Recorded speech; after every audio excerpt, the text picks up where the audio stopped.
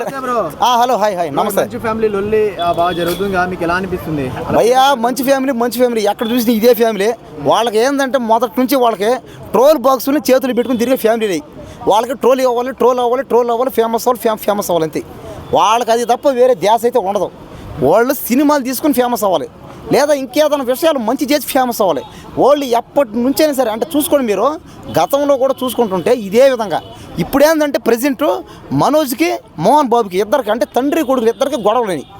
ఎందుకు గొడవలు అంటే అందరూ ఆస్తుల కోసం గొడవలు అంటున్నారు. కొంతమంది అయితే ఏదో బిజినెస్ దగ్గర గొడవైంది అంటారు, కొంతమంది అయితే ఏదో రాజకీయాల దగ్గర గొడవలు అంటున్నారు. కానీ వాళ్ళ ఫ్యామిలీలో మొదటి నుంచి కూడా వాళ్ళు ఇవన్నీ ఎందుకు చేస్తారంటే ఫేమస్ అవ్వడానికి, ట్రోల్ అయిపోవడానికి, ఏదో అయిపోవాలి, ఏదో చేయాలని చేస్తారన్నమాట. కాబట్టి చూసుకోండి, ఒక 1 year బ్యాక్ పోతే మనం ఇప్పుడు విష్ణు కానీ మనోజ్ కానీ వీళ్ళిద్దరు కొట్లాడుకొని ఆ వీడియో తీసి సోషల్ మీడియాలో పెట్టి అది బాగా ఫేమస్ అయిన తర్వాత ఒక వారం తర్వాత వాళ్ళు ఏమన్నారంటే ఇదంతా ప్రాంక్ అన్నారు వాళ్ళు.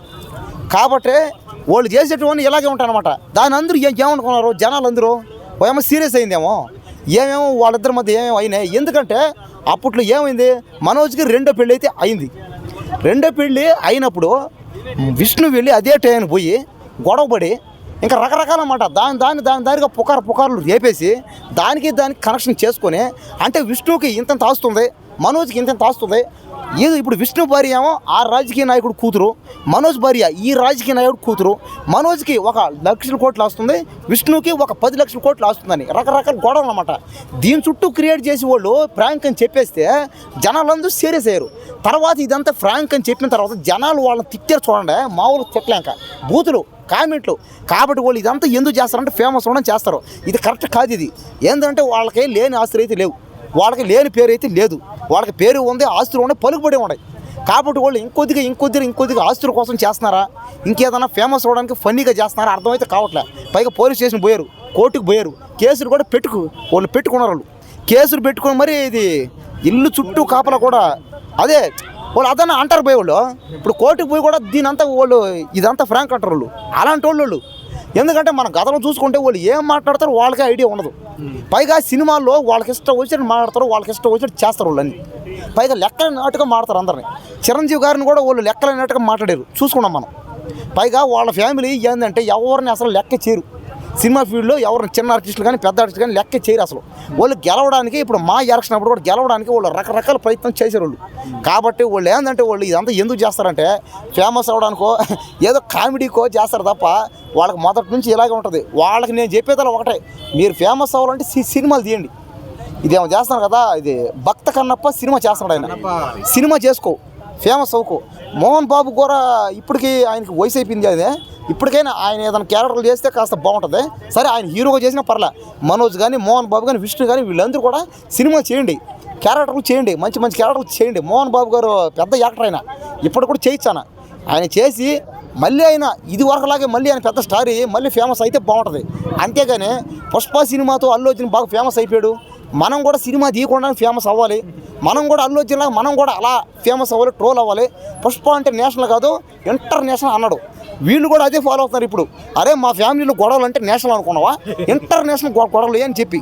కాబట్టి వాళ్ళందరూ ఇదంతా చేసేది ట్రోల్స్ కోసం ఫేమస్ అవ్వడానికి. మళ్ళీ ట్రోల్ చేసిన వాళ్ళనే వాళ్ళు కేసులు పెట్టడం అవన్నీ చేస్తారు. ఈ గతంలో అయితే అయినాయి. గతంలో అయితే వాళ్ళ రాజకీయ పార్టీలు ఉన్నాయి, వాళ్ళ పార్టీ వాళ్ళు ఉన్నారు, వాళ్ళకు ఆ పార్టీకి సంబంధించిన వాళ్ళనే పెళ్ళిళ్ళు చేసుకున్నారు. వాళ్ళకి ఆల్రెడీ పెళ్ళిళ్ళు అయినా వదిలేసి మరి 2వ పెళ్ళిళ్ళు కూడా చేసుకున్నారు. దేనికి? డబ్బు కోసం. ఇదంతా అంటే ఏంది, పెళ్ళి అయినా సరే పక్కన వాళ్ళ కాడికి పోయి పక్క వాళ్ళ ఫ్యామిలీలో పెళ్ళిళ్ళు చేసుకుంటారు డబ్బుల కోసం. కాబట్టి ఇదంతా వాళ్ళు డబ్బుల కోసం చేసుకున్నారు. కాబట్టి ఇప్పటికే ఉండు సరే, ఇది సినిమా ప్రమోషను, కన్నప్ప ప్రమోషన్ ఏదన్నా అనుకో, ఇవన్నీ వాళ్ళు ఎందుకు చేస్తారంటే ఇదంతా కామెడీ ఇది. కాబట్టి దయచేసి వాళ్ళ గురించి ఎవరు పట్టించుకోకండి.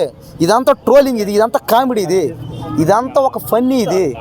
ఎందుకంటే వాళ్ళు మొదటి నుంచి కూడా ట్రోలింగ్ అంతే. వాళ్ళ సోషల్ మీడియాలో మీరు ఏదో తీసుకోండి, ఇది ఆగదు. ఇది ఇంకా ఎలాగ పోతూ ఉంటుంది. పుష్ప సినిమా ఎప్పుడైతే ఆగిపోద్దో అప్పుడు పోతూ ఉంటుంది ఇది. ఎందుకంటే వాళ్ళు పుష్ప సినిమాతో పోటీ పడుతున్నారు వాళ్ళు. అంటే పుష్ప సినిమా ఇంటర్నేషనల్ లెవెల్లో పోటీ పడుతుంది, మనం కూడా దానికి తగ్గట్టు పోటీ పడదాం. మన ఫ్యామిలీ దానికంటే ఏం తక్కువ కాదని వాళ్ళు పోటీ పడుతున్నారు అన్నమాట. అంటే మనం చూసుకోవచ్చు వాళ్ళు మాట్లాడే మాటలు చెప్పనదు. చూడండి, మీరు ఏ వీడియోలోనో చూసుకోండి, వాళ్ళు మాట్లాడే మాటలు అలాగే ఉంటాయన్నమాట.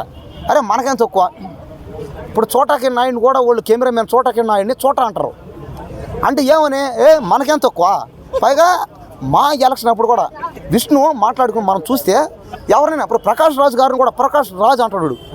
ఏందిరా ఇట్రారా అటబోరా అట్రా ఇట్రా అంటాడు. అంటే ఏమర్థం? అసలు ఎవరిని వాళ్ళు లెక్క అయితే చేరు.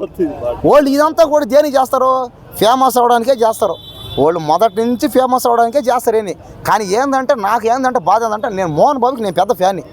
ఆయన చెప్పే డైలాగులు కానీ, ఆయన చేసే క్యారెక్టర్లు కానీ, ఆయన చేసే యాక్టింగ్కి, ఆ సినిమాలకి అబ్బా నేను పెద్ద ఫ్యాన్ని. ఆ పాటలకు కానీ అన్నిటికీ నేను పెద్ద ఫ్యాన్ని.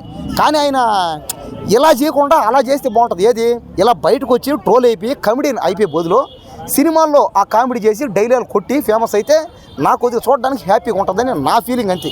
ఇంకా వ్యక్తిగతంగా మీ ఫీలింగ్స్ ఉన్నాయో నాకైతే తెలియదు ఏమి. నేనైతే ఆయనకి పెద్ద ఫ్యాన్ని. ఓకేనా? Okay right.